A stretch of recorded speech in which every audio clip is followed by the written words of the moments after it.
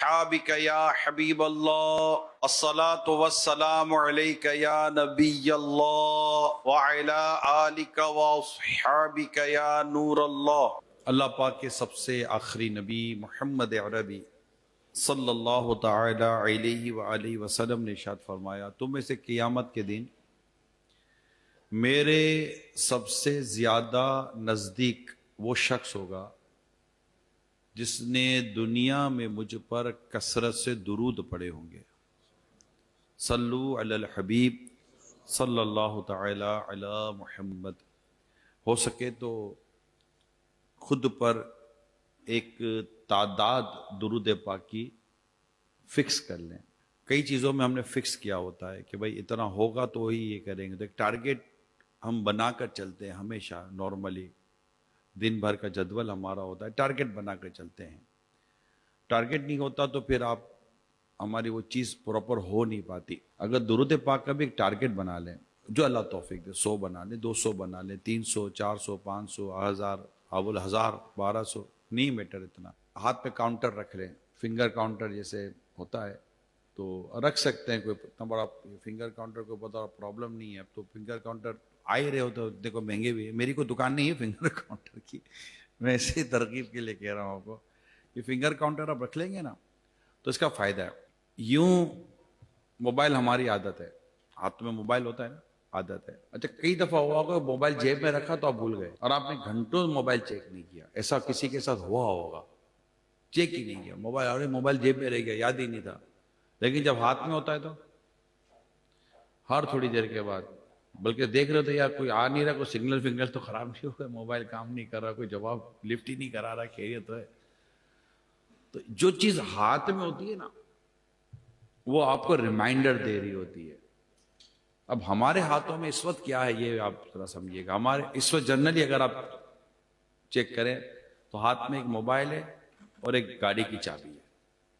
Normally لوگوں کے ہاتھوں میں آپ یا ایک یا دو موبائل ہوں گے، ایک ہاتھ میں گاڑی کی چابی ہوگی جنرلی طور پر، یا آج کل تو پرس ورس کا بھی ایک کلچر بنا ہوا ہے، تو ہاتھ میں وہ والیٹ بھی ہوتا ہے، پرس بھی ہوتا ہے، رکھ کے یوں رکھ دیتے ہیں۔ یہ سب ایک کلچر کے ساتھ بھی چل رہا ہوتا ہے، کوئی ضرورت کے ساتھ بھی چل رہا ہوتا ہے، ڈفرینٹ چیزیں ہیں۔ اچھا یہ وہ چیزیں جو جنرلی جیب میں رہنی چاہیے، پرس بھی جیب میں رہنا چاہیے، موبائل بھی جیب میں رہنا چاہیے، چابی بھی جیب میں رہنی چاہیے، ہاتھ میں تو تسبیح رہنی چاہیے۔ تسبیح جیب میں، جس کے پاس تسبیح ہے بھی نا وہ جیب میں، اس نے صرف فرض نماز کے بعد تسبیح فاطمہ کے لیے نکال لینا ہے، اگر وہ بھی پڑھتا ہے تو۔ اگر میری یہ درخواست کر رہا ہوں میں آپ سے، اگر آپ کو مشورہ سمجھ میں آتا ہے اور آپ اس کو ہفتہ 10 دن پریکٹیکل کر کے دیکھ لیں کہ آپ ایک تسبیح لے لیں ہاتھ میں تو تسبیح بھی رکھتا ہوں اور کاؤنٹر دونوں رکھتا ہوں۔ سچی بات تو یہ ہے، ایسے دور میں جہاں جیب میں ہم پاور بینک تک رکھتے ہیں، موبائل رکھتے ہیں، پرس رکھتے ہیں، اور 10 چیزیں موبائل میں جیب میں ڈال کے رکھتے ہیں، نہیں رکھ سکتے تو یہ 2 چیزیں نہیں رکھ سکتے، جبکہ جو سستی بھی اتنی ہے اور ویٹ تو ہے کوئی نہیں نہ ہونے کے برابر۔ مگر یہ چیزیں یقین مانے میں آپ کو بتاؤں یہ جنت میں لے جانے والے کام ہیں۔ یہ میرا اپنا پریکٹیکل ہے، یعنی کہ یوں سمجھے کہ اب میں جیسے کاؤنٹر ہے میرے پاس، تسبیح اگر میں کسی سے پڑھ رہا ہوں، میں کسی کو تسبیح تحفے میں دے دوں گا نا، یقین مانے میں خود کئی دنوں تک محروم ہو جاتا ہوں۔ ہونڈ کی کریے اب تسبیح تو گئی، اب کہاں سے پڑھوں؟ ایک عادت ہوتی ہے، ایک پریکٹس ہو جاتی ہے آپ کو تسبیح، حالانکہ انگلی پر بھی ہم پڑھ سکتے ہیں۔ یہ سننے میں یہ باتیں شاید ایسا لگے کہ بہت نارمل سی بات ہے، لیکن سوچئے کہ اگر کوئی ایک عمل، کوئی ایک عادت آپ کو 0 سے 1200 درود پاک پر لے جاتی ہے، آپ سوچئے، کین یو امیجن کہ آپ کے 1200 درود پاک، ایک درود پڑھنے والے پر اللہ پاک 10 رحمتیں نازل فرماتا ہے۔ کسی نے عرض کی نا کہ اپنے وظائف کی کہ آقا میں یہ بھی پڑھوں، آپ درود پاک بھی پڑھوں، تو آقا نے پسند فرمایا، انہوں نے کہا درود اور بڑھا دو گے اور اچھا ہو جائے گا۔ تو یوں کرتے کرتے انہوں نے کہا آقا پھر تو میں پورا دن آپ درود پاک ہی پڑھتا ہے، یعنی میرے جتنے وظائف ہیں میں اب درود ہی پڑھتا رہوں گا۔ تو آقا نے فرمایا یہ درود پڑھنا تیرے غموں کو دور کر دے گا، تیری پریشانیوں کو حل کر دے گا۔ درود پاک کی بڑی برکت ہے میرے پیارے اسلام بھائیوں۔ دوسرا، فضول بولنے کی عادت نکل جائے۔ 3 حدیث کے لفظ یاد کر لیں، من صامتا نجا، حدیث، یہ حدیث ہے اور اس کا معنی کیا ہے؟ جو چپ رہا اس سے نجات پائی۔ گھر کا جھگڑا ہاتھ سے نہیں، آفس پہ جھگڑا ہاتھ سے نہیں، زبان سے ہوتا ہے. اس لیے کہتے ہیں کہ تمہارا واسطہ لوگوں کے جسموں سے کم ان کے دلوں سے زیادہ ہے. کہ جسموں پر ہاتھ اثر کرتا ہے مگر دل پر زبان اثر کرتی ہے. میرا اور آپ کا ٹارگٹ بن جائے گا نا کہ میں نے 1200 درود شریف پڑھنے ہیں. تو اب جیسے آپ گھر پر پہنچے تو آپ نے اگزامپل کہ آپ کے پاس 1200 نہیں پورے ہوئے, تو اب آپ کے پاس سونے سے پہلے کام ہے نا کہ 1 منٹ میں ذرا 100 150 200 رہ گئے, میں پھر اپنا ٹارگٹ پورا کر لوں. ٹارگٹ ہی نہیں ہوگا تو وہ یار پڑھ تو لیے تھے, مگر 1200 اگر لے سکتے تو 1200 لے لیجئے گا. اگر ہو سکتا ہے تو 1200 لے لیجئے گا. ہم ویسے ہی 12ویں والے آقا کو ماننے والے ہیں, 12ویں منانے والے ہیں. تو یہ 1200 درود شریف اگر ہو جائے نا, 786 ہو جائے, جو آپ کو اللہ پاک توفیق دے, ایسا کوئی اچھا سا فگر اپنے ذمے لے لیں اور پڑھیں. اچھا, آپ میں سے کئی لوگ ڈرائیو کرتے ہیں. میں نے آج تم دوپہر سے نکلے ہوئے, ہم لوگ ڈرائیو ہے, تو لاہور بھی کم ٹریفک والا شہر نہیں ہے, ٹھیک ٹھاک ٹریفک ہے. اب آپ کو کم از کم گھنٹہ, آدھا گھنٹہ, 1.5 گھنٹہ کئیوں کو ڈرائیونگ میں لگتا ہوگا آنے جانے میں. یہ ڈرائیونگ ہے, ہاتھ میں کاؤنٹر ہے آپ کے, ڈرائیو کرتے گئے صلی اللہ علیہ محمد صلی اللہ علیہ محمد. یہ بھی ایک ہے, کون سا درود شریف, یہ بھی ایک درود شریف جو میں نے پڑھا, صلی اللہ علیہ محمد. جو کوئی یہ درود پاک پڑھتا ہے, اللہ کریم اس کے منہ پر رحمت کے 70 دروازے کھول دیتا ہے. صلی اللہ علیہ محمد صلی اللہ علیہ محمد.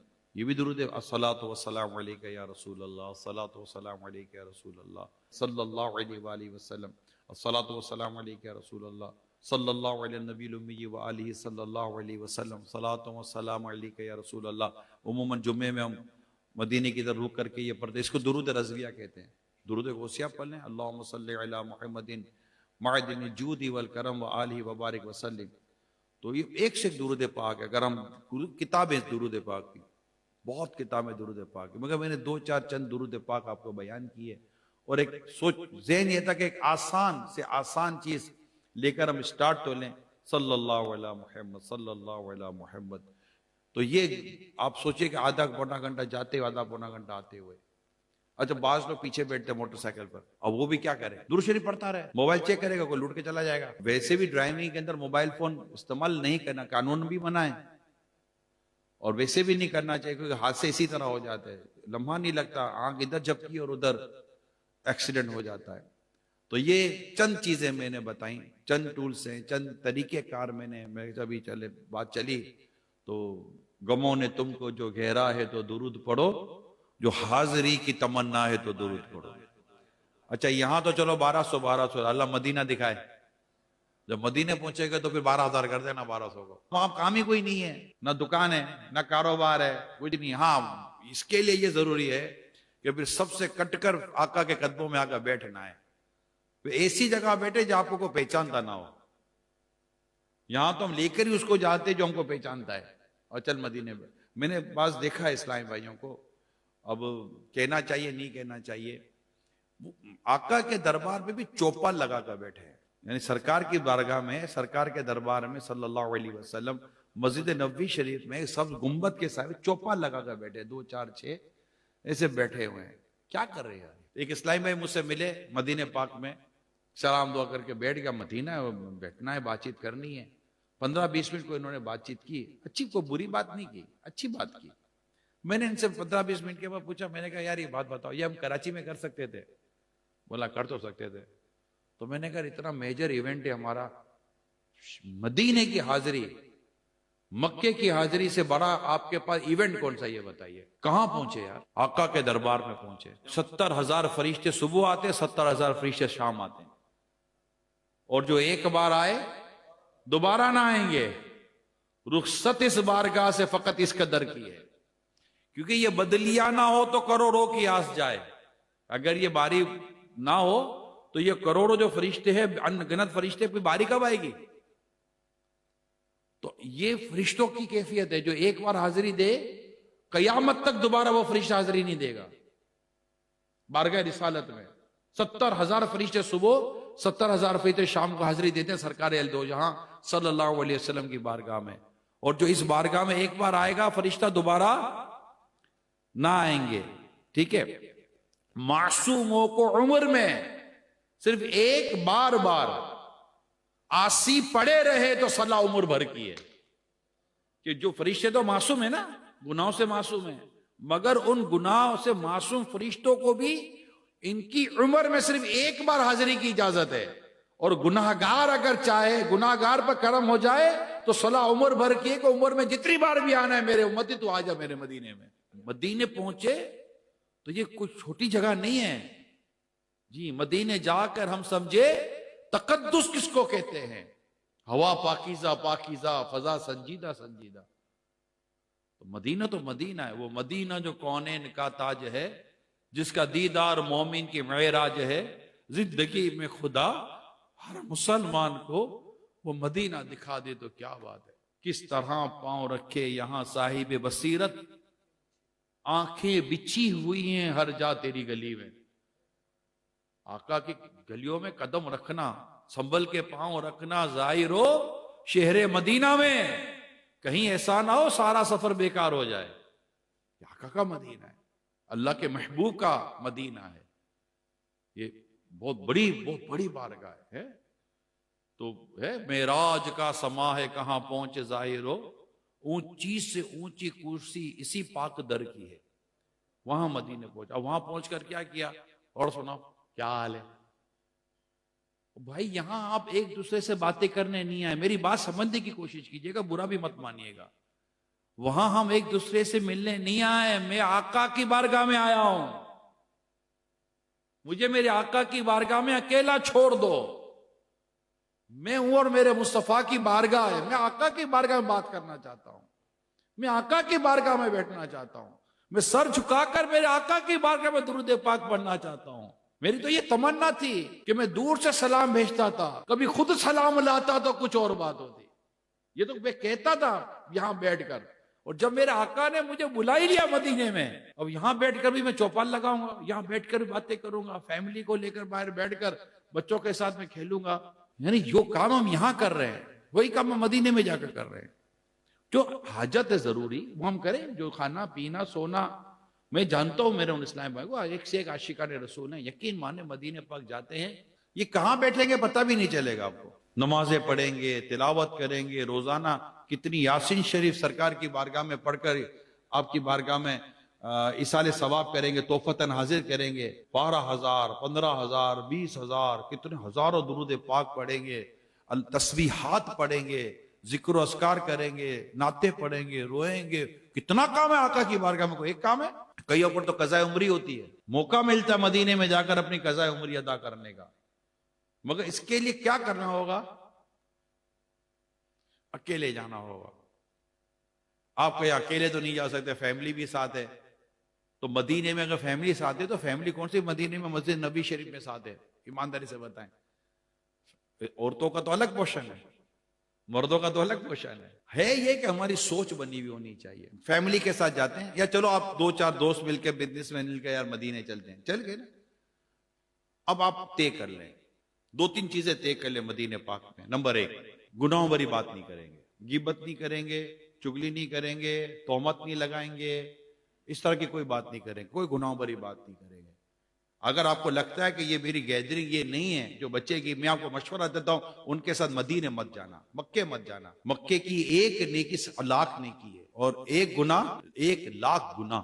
اب ہم جن کے ساتھ گئے وہ ہے ہی نہیں، کام کے لوگ نہیں ہیں، وہاں بیٹھ کر بھی یوٹیوب کھولا ہے، گناہوں کی ویڈیو دیکھ رہے ہیں، پتہ نہیں کیا کیا کر رہے ہیں، مسجد میں بیٹھ رہے ہیں، تو آپ نے بھی ویڈیو دیکھی ہوگی، سوشل میڈیا پر آئی تھی، مسجد نبی شریف میں بیٹھ کر، یا پتہ نہیں مسجد نبی شریف مسجد حرام میں بیٹھ کر پتہ نہیں لوڈو یا تاش کھیل رہے تھے۔ اب بتاؤ یار کوئی ان کو بولنے والا ہے کہ نہیں ہے؟ ہم جا کر بیٹھ جائیں تو ہم طے کر لیں نا، آپس میں پہلے سے طے کر لیں کہ یار یہاں پر یہ نہیں کرنا، اور آپس میں کوئی ایسی فضول گفتگو نہیں کریں گے، زائد گفتگو نہیں کریں گے، اور اپنے کام سے کام رکھیں گے۔ اگر بیٹھنا بھی تو تھوڑا فاصلے پر بیٹھیں گے کہ میں بارگاہ رسالت میں حاضر ہونے آیا ہوں، میں اپنے آقا سے بات کرنے کے لیے آیا ہوں، میں اپنی آقا کے حضور اپنے گناہوں کی مغفرت کی بھیک لینے کے لیے آیا ہوں۔ مجرم بلائے آئے ہیں، جاؤ کا ہے گواہ، پھر رد ہو کب یہ شان کریموں کے در کی ہے۔ مانگیں گے مانگے جائیں گے، منہ مانگی پائیں گے، سرکار میں نہ لا ہے نہ حاجت اگر کی ہے۔ ہم یہاں سے پکارتے ہمارے کام ہو جاتے ہیں، تو وہاں جا کر پھر کیا نہیں ہوگا ہمارا، کہ ہم گئے نہیں ہیں، ہم بلائے گئے ہیں۔ مدینے کوئی جاتا نہیں ہے، مدینے بلاتے ہیں، آقا بلاتے، آتے ہیں وہی جن کو سرکار بلاتے ہیں۔ سیم پریکٹس مکہ پاک میں رکھیں۔ عمرہ کرنے جاتے ہیں، حج کرنے جاتے ہیں، ابھی عمرے کا کھل ہی گیا، ویزے کھل کے لوگ جا رہے عمرے کرنے کے لیے، سیم پیٹرن آپ عمرے کا رکھیں۔ وہاں تو ویسے ہی عمرے میں مکہ پاک میں کئی کام ہے نا، طواف بھی کرنا ہے، عمرہ بھی کرنا ہے، سعی بھی ہے، کافی وہاں ایکٹیویٹیز کافی ہیں، عبادات کافی ہیں، وہاں بھی یہی پریکٹس رکھیں۔ تو آپس کا یہ طے کر لیں، فیملی میں بھی یا دوستوں میں بھی، جو بھی آپ آپس میں مل کے جاتے ہیں، اگر مس انڈرسٹ آپ سمجھتے ہیں کہ میں کوئی بات ایسی کام کی کر رہا ہوں، تو پھر میری درخواست اس پر عمل کیجئے گا۔ الحمدللہ، اللہ احسان ہے، میں نے اس پر عمل کر کے دیکھا ہے، مجھے فائدہ ہوا ہے۔ طے کر لیں کہ جب تک مکے اور مدینے میں ہوں، میں نہ سوشل میڈیا کھولوں گا ہی نہیں۔ ایک تو ایک اس کا یہ ہو سکتا ہے کہ آپ سادہ سا موبائل لے کر چلے جاؤ جس میں سیم نمبر والی ڈال دو، کال والی، یہ نیٹ والا موبائل ہی نہیں ہو، جان چھوڑ جائے گی، یقین مانے، نہ ہوگی مانس نہ بجے گی بانسری۔ چلو یہ نہیں ہو سکتا، کام ہے، 10 کام ہوتے ہیں، ہمارے بھی کام تھے، میرے بھی کام تھے، میں نے یہ کیا اس لیے میں آپ سے شیئر کر رہا ہوں۔ تقریباً 12 دن کا میرا یہ ایکسپیرینس میں آپ کے ساتھ شیئر کر رہا ہوں۔ نہیں کھولوں گا، نہ فیس بک کھولوں گا، حالانکہ ہمارا تو پورا سوشل میڈیا ہے، ہمارا بہت کچھ ہے، لیکن اب کیا ہوتا کیا ہے، اب یوٹیوب کھولو، نیچے ریکمنڈ میں اور 10 چیزیں آ جاتی ہیں، پھر ادھر چلے جاؤ، پھر ادھر چلے جاؤ، پھر یہ بھی دیکھ لو، وہ بھی دیکھ لو، ٹائم نکل جاتا ہے۔ فیس بک کھولو اور 10 چیزیں آ جاتی ہیں۔ تو مجھے اسلامی بھائی بھیجتے تھے کہ یہ ذرا چیک کر لیجئے یا دیکھ لیا وغیرہ وغیرہ، یا لنک آ جاتا تھا، تو میں ان کو ایک ہی مشورہ دیتا تھا، یہ میں نے تجربہ کیا، مجھے کامیابی ملی، میں آپ کے ساتھ شیئر کر رہا ہوں۔ ان کو میں میسج کرتا تھا، اگر یہ ویڈیو دیکھنا میرے لیے ضروری ہے تو مجھے واٹس ایپ فارمیٹ میں بھیج دو، مجھے کھولنا ہی نہیں ہے۔ یہی نیت الحمدللہ میں نے رمضان میں کی تھی کہ میں یہ فیس بک اور یوٹیوب نہیں کھولوں گا۔ مجھے یاد پڑتا شاید 99.9% I think if I'm not wrong، میں نے نہیں کھولا پورا ماہ رمضان۔ مجھے بھی یقین نہیں آتا تھا کہ یہ کیسے ہوگا، مگر ہوگا۔ اصل میں اس کے بغیر، اس سے پہلے بھی تو ہم جی رہے تھے نا۔ یہ کس لیے کہہ رہا ہوں میں، اصل میں یہ چیزیں نا عبادت میں ہمارے لیے رکاوٹ بن رہی ہیں۔ کئی کام آپ کے گھنٹوں نکل جاتے ہیں اس کے اوپر، آپ دیکھیں آپ کو گھنٹہ 1.5 گھنٹہ نکلنے میں دیر ہی نہیں لگتی یار، حالانکہ کتنے دنیا اور آخرت کے کام ہو سکتے ہیں۔ اس میں ایسے ایسے کام ہیں جو الٹے گناہوں میں مبتلا کرتے ہیں۔ چلو گناہ نہیں کیا تو کم از کم ثواب بھی نہیں ملتا۔ ایک بار سبحان اللہ کہے، اللہ پاک اس کے لیے جنت میں درخت لگا دیتا ہے۔ کہہ لیں اللہ کے ذکر کی نیت سے، کہہ لیں سبحان اللہ۔ میں پڑھاتا ہوں 4 کلمہ، 4 جنت کے درخت لگیں گے، کہیں سبحان اللہ والحمد للہ لا الہ الا اللہ واللہ اکبر۔ اب گھڑی دیکھیں، کہیں سبحان اللہ والحمد للہ لا الہ الا اللہ واللہ اکبر۔ 10 سے 15 سیکنڈ میں نہیں لگے، جنت میں 4 درخت لگ گئے، حدیث پاک ہے۔ اب یار میں اس کام میں لگوں، اب تو بیوپاری ہے نا، بزنس کمیونٹی ہے نا، ٹائم سے بڑا کوئی انویسٹمنٹ ہے ہمارا، ٹائم سے بڑا کوئی کیپیٹل نہیں ہے، ٹائم انویسٹمنٹ نہیں ہے، سوری، ٹائم سے بڑا کوئی کیپیٹل نہیں ہے۔ ٹائم ہمارا سب سے بڑا کیپیٹل ہمارا ٹائم ہے، جو وقت ہمیں ملا ہوا ہے نا، اس سے بڑا کوئی کیپیٹل نہیں ہے۔ بزنس کمیونٹی کو سمجھانا کوئی مشکل نہیں ہے، جہاں ملٹی پلائی ہوگا اور زیادہ ملٹی پلائی ہوگا وہاں زیادہ ہم کو لگانا پسند آتا ہے نا۔ تو ٹائم، وقت انسان کا، اس کو کہتے ہیں والعصر، زمانے کی قسم، والعصر، اس کی تفسیر میں لکھا ہے کہ وقت انسان کا کیپیٹل ہے، راس المال ہے۔ اب ہم یہ غور کریں کہ ہم نے اپنا کیپیٹل کہاں انویسٹ کیا ہے، وقت کہاں نکل گیا؟ وقت تو نکل ہی رہا ہے نا، اور یہی وقت اللہ کی یاد میں، ذکر و اذکار میں، تسبیحات میں، نماز میں، عبادت میں۔ آپ کہیں گے بھی بھیا کمائیں گے کہاں؟ کمانا بھی تو کون کمانے سے منع کر رہا ہے؟ مجھے بتائیے کہ جس کے 12 گھنٹے آفس کے اوپر دن رات خالی ایک ہی دن میں میٹنگ میٹنگ میٹنگ میٹنگ میں گزر رہے ہیں، کون ایسا؟ مجھے بتائیے۔ وقت نہیں ملتا، وقت ملے تو تسبیحات پڑھ لیں، اللہ کا نام لے لیں، کوئی ذکر و اذکار کر لیں۔ آپ کہیں یار کچھ کام کرنا ہے، کام کرو گے اس کو بھی ثواب۔ رزق حلال کمائیں اور اللہ کو راضی کرنے کی نیت سے کمائیں، حرام سے بچیں، اس میں دل آزاریوں سے بچیں، اس میں ڈانٹنے سے بچیں، اس میں جھوٹ بولنے سے بچیں، اس میں دھوکہ دینے سے بچیں، اس میں ملاوٹ سے بچیں، اس میں جو ہزار قسم کی جو خرابیاں ہمارے بزنس کے اندر آپ اسے بچیں تو کاروبار کرنا بھی انشاءاللہ تعالی نیکی لائے گا، اور کئی صورتوں میں اللہ نے چاہا تو عبادت لائے گا۔ کسب حلال جس کو کہتے ہیں، کسب کو اللہ نے اپنا فضل فرمایا سورہ جمعہ میں کہ جب اذان ہو جائے تو اپنی تجارت کو موقف کر دو، ہے نا، اور جب تو نماز سے فارغ ہو جاؤ تو فرمایا فَانْتَشِرُوا فِي الْأَرْضِ، زمین میں پھیل جاؤ، کس کے لیے؟ اللہ کا فضل تلاش کرنے کے لیے۔ یہ سورہ جمعہ کے اندر ہے۔ اللہ کا فضل تلاش کرنا کیا ہے؟ یہ رزق ہے۔ کسب معاش کو، رزق کو اللہ نے سورہ جمعہ میں اپنا فضل فرمایا ہے، اس کو ہم کیسے برا کہہ سکتے ہیں؟ معاذ اللہ، یہ تو پورا اللہ پاک نے جو ایک نظام دیا ہے دنیا کا، کائنات کا، اس کی مشیت ہے کہ ہم کاروبار کریں گے، روزگار کمائیں گے، محنت مزدوری کریں گے، یہ سب چیزیں ہیں۔ دیکھیے ہمارے پاس کتنے ملازمین ہوتے ہیں، ان کی کتنی غمخواری ہوتی ہے، کتنی خیر خواہی کے کام ہم کر سکتے ہیں، عموماً ڈونیشن کو اور کئی چیزوں کو باہر جا کر تقسیم کر رہے ہوتے ہیں، لیکن میں آپ کو بتاؤں خود آپ کے کاروبار کے اندر وہ لوگ موجود ہیں جس کو آپ اپنا کچھ کر سکتے ہیں۔ میرے کزن ہیں، انہوں نے مجھے خود بتایا، بزنس مین ہے، فیکٹری اونر ہے، پاکستان اور پاکستان کے باہر ان کا بزنس بھی ہے، گھر میں بھی کافی ملازم ہے اور آگے پیچھے بھی ملازم ہے۔ تو انہوں نے یہ کہا کہ یار میرا جو ویلفیئر ہے نا، میں اپنا ویلفیئر اپنے ملازمین کے ساتھ رکھتا ہوں۔ اگر کوئی ملازم کا مجھے پتا چلے کہ ماں بیمار ہے تو میں اس کی ماں کا آپریشن ہو، علاج ہو، ان کے گھر میں شادی ہو، ان میں پریشانی ہو، جو بھی ہو، اچھا یہ مجھ سے مانگتے ہیں کہ مجھے اتنے پیسے چاہیے، تو میں ان کو قرضہ نہیں دیتا، میں ان کی مدد کرتا۔ وہ قرضہ دے کو کیا کروں گا، کیسے واپس کرے گا؟ سیلری تو میرے پاس ہے اس کی، اور مجھے پتا ہے کہ سیلری میں کہاں سے دے گا۔ تو اچھا اس کا فائدہ کیا ہوتا ہے کہ آپ کا ملازم آپ کا وفادار بن جاتا ہے اور آپ کی خدمت دل و جان سے کرتا ہے۔ ایسے ہی ہمارے ایک اور دوست ہیں، ان کا بھی بہت بڑا بزنس ہے، ان کے میرا خیال ہے سینکڑوں ہزاروں ملازمین ہیں۔ انہوں نے ان کا ویلفیئر لیا۔ اچھا اس میں کئی جو زکوٰۃ نہیں ہے، یہ زکوٰۃ کی بات نہیں کر رہا میں آپ کو، یہ میں آپ کو صاف پیسوں کی بات کر رہا ہوں کہ انہوں نے اپنے صاف پیسوں کا یہ سارا حصہ ہوتا ہے۔ اب بتائیں کتنا ثواب کماتے ہوں گے یہ، بس زکوٰۃ تو مستحق کو دینی ہے۔ اب ہر آدمی مستحق ہے یا نہیں ہے یہ ہم کو کیسے پتا چلے؟ تو یہ صاف پیسوں سے یہ کر رہے ہوتے ہیں۔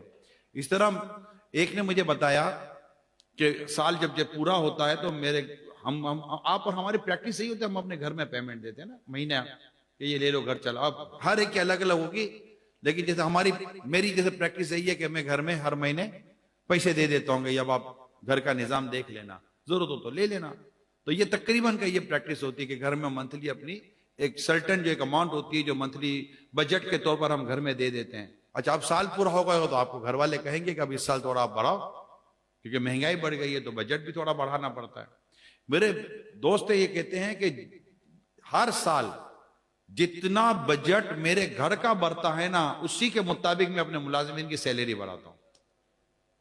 یہ 10%، 12%، 15% والا اسلامی بھائی نہیں ہے، میرا دوست ہے کہ میں اس کے ہوں، کیونکہ وہ کہتا ہے کہ اگر مجھ پر اتنا بجٹ آیا ہے تو ان پہ بھی آیا ہوگا، تو جو میری اتنی گھر کا خرچہ بڑھ گیا تو ان کا بھی بڑھنا چاہیے، تو اس کے مطابق ہی اپنے ملازمین کی سیلری ایڈجسٹ کرتے ہیں۔ اب آپ بتائیے کہ جو کچھ میں نے کہا کاروبار کے یہ چار پانچ چیزیں گئیں، اس میں ثواب کتنا ہے؟ تو کاروبار میں بھی ثواب۔ تو یہ چیزیں جو ہمارے روٹین کا ایک، میں نے آپ سے آج کیا بیان تو میں نہیں کر سکا، سچی بات، میں بیان کچھ اور کرنے آیا تھا، مدینہ ہو گیا ہے، سچی بات تو یہی ہے، مدینہ ہو گیا اور مدینے کی باتیں کر رہے ہیں۔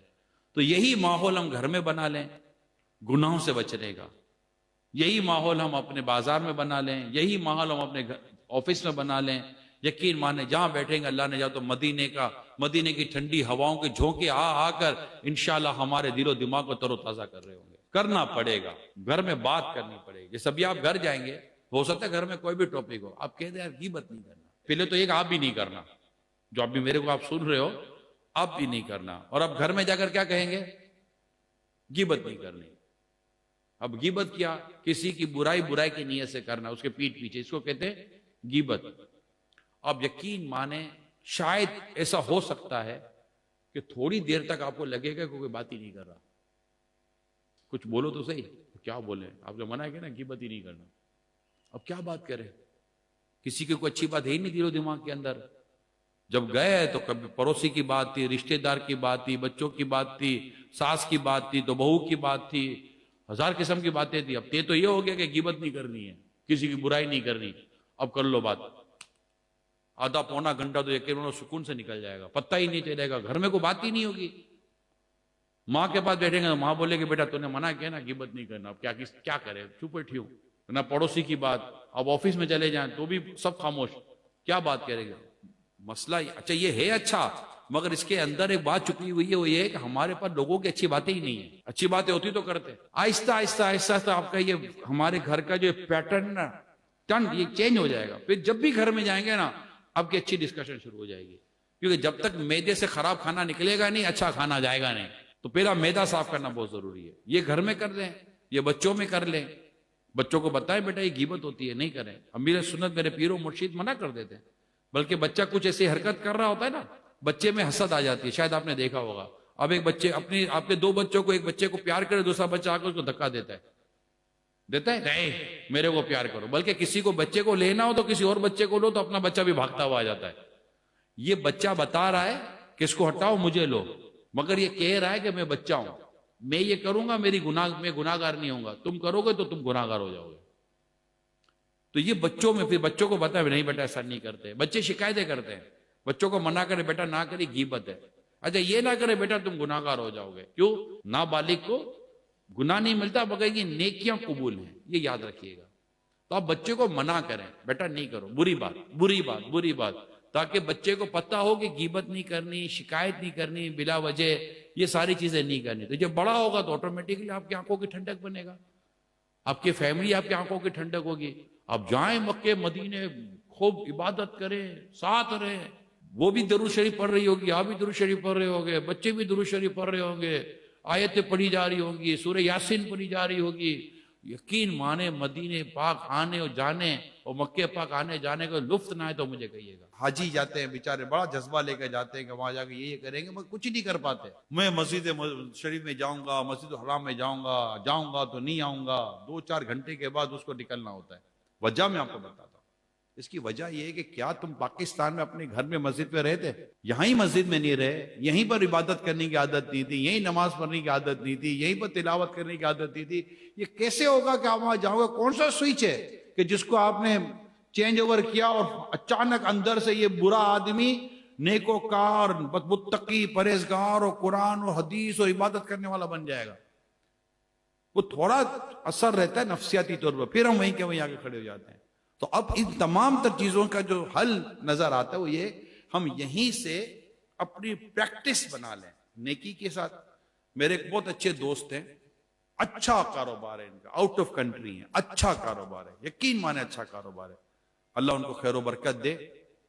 और इनका ऑफिस है, इनके एक नहीं कई बिजनेस हैं और कर रहे होते हैं। मगर मैं रश्क आता है मुझे, यकीन माने ये असर में दाखिल होंगे मस्जिद में, शायद ईशा पढ़ कर निकलेंगे, असर पढ़ के बैठ जाएंगे, कहाँ जाना, मगरिब पढ़ेंगे, मगरिब के बाद अवाबिल पढ़ेंगे, नवाफिल पढ़ेंगे, सूरतें वगैरह पढ़ेंगे। तो अब घर से मस्जिद पैदल रास्ता ही है इनका, थोड़ा सा फासला है, मगर इन्होंने पैदल ही रखा हुआ है यार, इस बारे चलो वॉकिंग हो जाएगी। आपको वो रजब के रोजे रखते मिलेंगे, शाबान के रोजे रखते मिलेंगे, पीर शरीफ का रोजा, जुमेरात का रोजा, तहज्जुद गुजार, प्रॉपर बिजनेसमैन, कारोबारी आदमी है। मक्के मदीने की हाजिरियां भी देंगे। मगर यही क्योंकि अब चूंकि अब समझ रहे, अपने शहर में इनका दिल मस्जिद में लगता है, अपने शहर में इनका दिल तिलावत में लगता है, अपने शहर में इनका दिल रोज़ और इबादत में लगता है। अब मक्के मदीने में ना ये मल्टीप्लाई हो जाएगा। अब वहां मस्जिद, वहां के शहर की जो रूहानियत है, वहां के शहर का जो अपना एक असर है, वो मल्टीप्लाई करता है आपकी नेकी और आपके तकवे और आपकी इबादत के अंदर। कि घर के अंदर, अपने मुल्क के अंदर, शहर के अंदर आप किसी भी मस्जिद में जाओ मगर काबा नजर नहीं आता। काबा तो वहां नजर आता है, हजर अस्वद वहां नजर आता है, जमजम तो हमके यहाँ भी पूरे कैन आपके पास होंगे घर के अंदर, यहां भी जमजम पियो, मगर यहां जमजम पियो तो मुंह किबले की तरफ है, और वहां जमजम पियो तो मुंह साइदा काबे की तरफ है। तो ये कैफियतें यहां बदलने से फिर इंशाअल्लाह ताला वहां कैफियतें बदलेंगी। अब यहां कैसे कैफियत बदले भैया? सवाल तो ये, तुमने जो बोला है इमरान, हमारे लिए कोई ज्यादा बातें तो नहीं थी, मगर यहां कैसे कैफियत बदले थे? यहां कैफियत बदलने के लिए आपको हमें सोबत बदलनी पड़ेगी, हमें माहौल बदलना पड़ेगा, हमें ऐसे नेक लोगों के साथ उठना बैठना पड़ेगा जो इस तरह इस लाइन के साथ चलते हैं, फिरते हैं, उठते बैठते हैं, कारोबार भी कर रहे होते हैं, रोजगार भी कमा रहे होते हैं। हो आशिकाने रसूल, ہوں عاشقان صحابہ، عاشقان اہل بیت، عقائد و نظریات مدینہ مدینہ اچھے ہوں، سترے ہوں، عشق رسول میں رونا آتا ہو، اپنے آقا و مولا صلی اللہ علیہ وسلم کو یاد کر کے وہ روتا ہو، دل میں تقوی ہو، پرہیزگاری ہو، حرام سے بچنے والا ہو، خوف خدا والا ہو، اس کے ساتھ ہم بیٹھے تو صحیح، اثر نہ آئے تو مجھے کہیے گا۔ ایک بزرگ کے بارے میں پڑھ رہا تھا، راہ علم مقتۃ المدینہ کی کتاب ہے، اس میں یہ واقعہ کچھ اس انداز پہ لکھا ہے، خلاصتاً عرض کر رہا ہوں۔ ان کا بیٹا مدرسے پہ پڑھتا تھا، تو وہ کیا کرتے تھے کہ بیٹے کے لیے کھانا مدرسے میں لے جاتے تھے تاکہ بیٹا باہر کا کھانا نہ کھائے، گھر کا کھانا کھائے، تو یہ تقوی کے زیادہ قریب ہے۔ تو یہ جاتے تھے اپنے بیٹے کو مدرسے جا کر ٹفن کھانا دے آتے تھے۔ ایک دن یہ کمرے میں گئے اپنے بیٹے کے، تو دیکھا تو بیٹے کے کمرے میں ہوٹل کی روٹی رکھی تھی، باہر کی روٹی رکھی تھی۔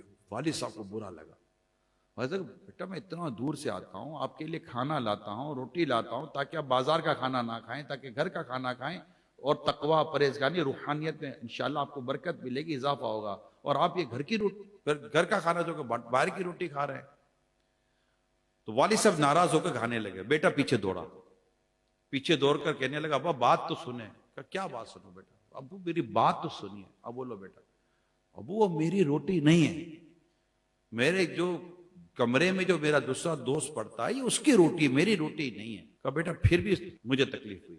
کیوں؟ بیٹا اگر تو نیک ہوتا تو تیرے دوست پر بھی تیری نیکی کا اثر پڑتا۔ یہ باپ کی تربیت ہے۔ کیسا باپ تھا یہ بتائیے؟ میں آپ کو والد کو کیسا ہونا چاہیے کے لیے عرض کر رہا ہوں۔ اگر آپ ایک دو باتیں اور بھی لے لیں ساتھ، آج آپ کو کافی ہوم ورک مل رہا ہے، یوں سمجھے آپ اس کو لیں اور انشاءاللہ اس کو آپ پریکٹیکل کریں، اور میرے لیے بھی ہاتھ اٹھا کر دعا کیجئے گا اللہ اس کو بھی عمل کرنے کی توفیق عطا فرمائے۔ ہم سب کو ضرورت ہے نیکی، تقوی اور عمل اختیار کرنے کی۔ سورہ لقمان اگر آپ نے نہیں پڑھی نا تو مہربانی کر کے ایک بار پڑھ لیجئے گا۔ میرے نزدیک ہر باپ کو سورہ لقمان پڑھنی چاہیے۔ سورہ لقمان میں حضرت لقمان رضی اللہ تعالی عنہ نے جو اپنے بیٹے کو نصیحتیں کی ہے نا، ہر باپ کو پڑھنا چاہیے۔ یہ سمجھیے کہ ایک والد کا نصاب، ایک والد کا کیریکولم کہ جو وہ اپنے بیٹے کو دے، یہ سورہ لقمان میں موجود ہے۔ اور اس کو آپ پڑھیں گے تو ترجمہ کے ساتھ تفسیر بہت ضروری ہے۔ تو صراط الجنان آپ کے موبائل میں اگر نہیں ہے تو ڈاؤن لوڈ کر لیجئے گا۔ صراط الجنان یہ تفسیر قرآن ہے، اس کو ڈاؤن لوڈ کر لیں دعوت اسلامی کی ایپ پر جا کر، اور آپ ڈاؤن لوڈ کر سکتے ہیں، فری ڈاؤن لوڈنگ ہے، پیسے بھی نہیں ہے۔ 10 والیوم میں 10 جلدیں، موبائل میں اس کی اپلیکیشن ڈاؤن لوڈ کر لیں آپ۔ اور میں وہی اپلیکیشن کھولی ہوئی تھی، مجھے اسی سے، میرے تو کچھ اور ہی موضوع تھا بیان کرنے کا، اس میں سورہ لقمان آپ نیت کر لیں کہ انشاءاللہ چند دنوں میں سورہ لقمان ترجمہ اور اس کی تفسیر صلاۃ الجنان کے ساتھ پڑھ لوں گا۔ ہے کوئی نیت بنتی ہے آپ کی؟ یہ آپ پھر اس کے نوٹس بنا لیں اور اپنے پاس رکھے، آفس میں، کاروبار میں، دکان پر کہیں بیٹھیں گے نا، 4 آدمی آپ کے پاس ملنے آتا ہوں ان سے بات کریں گے، اور میں نے ریاکاری کی نیت نہ ہو نا، دکھاوے کی نیت نہ ہو کہ میں سورہ لقمان پڑھتا ہوں، میں قرآن کریم پڑھتا ہوں، یہ نہیں، اصلاح کی نیت ہو، نیکی کی دعوت کی نیت ہو۔ آپ کے پاس دن میں 10 20 50 لوگ تو آتے ہوں گے نا، بیٹھتے ہوں گے، چائے وائے پیتے ہوں گے، گرین ٹی پیتے ہوں گے، کرتے ہوں گے نا، یار میں نے سورہ لقمان پڑھی ہے، سورہ لقمان کی اس آیت میں نے پڑھا، یہ اس کے نوٹ ہیں۔ آپ بلکہ اب جیسے سورہ لقمان کھولیں گے نا تو جو بھی آپ سورت، جب پیج آپ کے موبائل پر ہوگا نا تو نیچے آپ کے لیے شیئر کا ویسے ہی وہ بنا ہوا ہے آئیکن۔ اب کو تو میں مشورہ یہ دوں گا، آپ پڑھیں، شیئر کا بٹن دبائیں، اور جتنے آپ کے گروپ میں نا سب کو یہ آیت شیئر کر دیں۔ قرآن کریم کی آیت اتنی بڑی نیکی کی دعوت پہنچانے کا ثواب، جو پڑھے گا ثواب ملے گا۔ تو سورہ لقمان میرا مشورہ ہے کہ اس کو آپ لازم پڑھیں۔ الحمدللہ علی احسانی میں نے کئی آیات پڑھی ہیں، اس کو نوٹ بھی کہ میرے پاس بھی محفوظ ہے۔ سودان کا ذکر نبی پاک صلی اللہ علیہ وسلم نے کیا ہے، اور حضرت لقمان ان کا تعلق سودان سے تھا، تو حدیث وہاں موجود ہے، اب میں پوری حدیث مجھے یاد نہیں ہے، لیکن سودان کا ذکر تو سرکار کی زبان سے پاک سے ہوا، اتنا تو میں نے پڑھا ہے۔ اور ان کا تعلق، یہ حضرت لقمان رضی اللہ تعالیٰ عنہ کا تعلق سودان سے ہے، اور قرآن میں ان کے نام کی صورت موجود ہے، تو ان کی فضیلت کتنی زیادہ ہوگی، ان کی باتیں کتنی عظیم ہوگی، جن کو اللہ پاک نے اپنے کلام میں بیان فرمایا ہے کہ لقمان نے اپنے بیٹے سے یہ کہا، لقمان نے اپنے بیٹے سے یہ کہا، اور بیٹے کی ڈائریکٹ بیٹے کو نصیحت ہے۔ تو جتنے بھی والد ہیں جو اس وقت بیٹھے ہوئے ہیں، میں ان تمام والد سے درخواست کرتا ہوں کہ تفسیر صراط الجنان کو لیں اور اس میں سورہ لقمان کو کم از کم ایک بار تفسیر کے ساتھ پڑھ کر آپ دیکھیں اور پھر بتائیے کہ ایک والد کو اپنے بیٹے کو کیا نصیحت کرنی چاہیے. کیونکہ ہمارے ہیں کہ باپ جو بیٹے کو سب سے اچھا تحفہ دیتا ہے وہ اس سے تعلیم و تربیت ہے. کون سی تعلیم، کون سی تربیت، کون سی تعلیم؟ کیا کانٹے پکڑنے کی تعلیم، کانٹے پکڑنے کی تربیت، کہ سنت کے مطابق کھانے کی تعلیم، سنت کے مطابق کھانا کھانے کی تربیت؟ کس تعلیم و تربیت کو ہم تعلیم و تربیت کہتے ہیں؟ بیٹے کو دین، قرآن، حدیث اور ایک شرافت اور ایک اچھی اور ایک نیکی بھری زندگی کی تعلیم و تربیت، یا چالاکی کے ذریعے بزنس کر کے لوگوں کے مال بٹورنے کی تعلیم و تربیت؟ صرف اسکول بھیجنے کی تعلیم و تربیت، یا نماز نہ پڑھنے کی صورت میں نماز کے لیے اٹھانے کی تعلیم و تربیت؟ اپنی بات نہ مانے بیٹا تو غصہ آ جائے، یہ مزاج ہے؟ یا اللہ کی نافرمانی کرے تو برا لگے، یہ مزاج ہے؟ بیٹے کی بدتمیزی تو تب سمجھ میں آتی ہے نا جب ہماری نافرمانی پر اتر آتا ہے کہ بیٹا بات نہیں مان رہا. اللہ کے بندے برسوں گزر گئی اپنے رب کی بات نہیں مانتا، رب کا حکم نہیں مانتا، تب غصہ نہیں آیا. یہ ساری باتیں وہاں میں نظر آئیں گی اور اس سے علاوہ اور نظر آئیں گی. تو یہ پھر انشاءاللہ تعالی گھر بھی بنے گا، ماحول بھی بنے گا. اسی طرح گھر کی عورتیں ہوتی ہیں، ان کو الگ کتابیں دے دیں، پردے کے بارے میں سوال جواب، تو اسلامی بہنوں کی نماز کا طریقہ. آپ بھی اجتماع میں آئیں، ان کو بھی اجتماع میں بھیجیں. گھر کا ماحول انشاءاللہ بن جائے گا اللہ نے چاہا تو. اگر خدا نہ کہتا میاں بیوی میں کوئی ٹینشن ہے، ماں باپ اور اولاد میں کوئی ٹینشن ہے، اس کو دور کرنے کا جو طریقہ ہے نا وہ اسلام کی تعلیم و تربیت ہے. وہ بچے کے دل میں آپ کے لیے ادب پیدا کرائے گی اور آپ کے دل میں بچے کے لیے شفقت پیدا کرائے گی. اور حدیث پاک میں جو اپنے بڑوں کا ادب نہ کرے اور اپنے چھوٹوں پر شفقت نہ کرے وہ ہم میں سے نہیں ہے. سبق کہاں ملا ہمیں؟ حدیث میں، اسلام کی تعلیمات میں. اللہ کریم عمل کرنے کی توفیق عطا فرمائے. صلو علی الحبیب صلی اللہ تعالی علی محمد. میں مبلغ بنوں سنتوں کا، خوب چرچا کروں سنتوں کا، ہو کرم بہر خاک مدینہ. تم دعوت اسلامی کو جانتے ہو کیا ہے؟ صلو علی الحبیب صلی اللہ تعالی علی محمد. جب بندہ سنتا ہے تو سیکھتا ہے اور سیکھتا ہے تو عمل